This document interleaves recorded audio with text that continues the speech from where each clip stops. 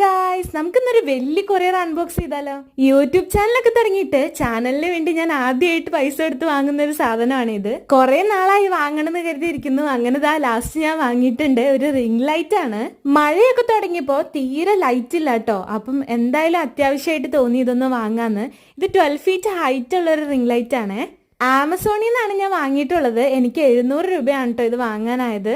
സാധാ ring light പോലെയാണ്. Phone ഹോൾഡറിന്റെ stability കുറച്ച് ഓക്കെ ആണ്, എന്നാലും കുഴപ്പമില്ല. ഫോണിന്റെ അഡാപ്റ്റർ ആയിട്ട് നമുക്കിത് കണക്ട് ചെയ്യാം.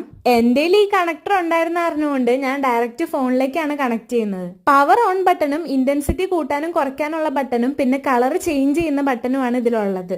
ഇതിൽ warm, natural and white light അങ്ങനെ 3 ടോണുകൾ ഉണ്ട്. LED ക്വാളിറ്റി ഒക്കെ നല്ലതാണ്.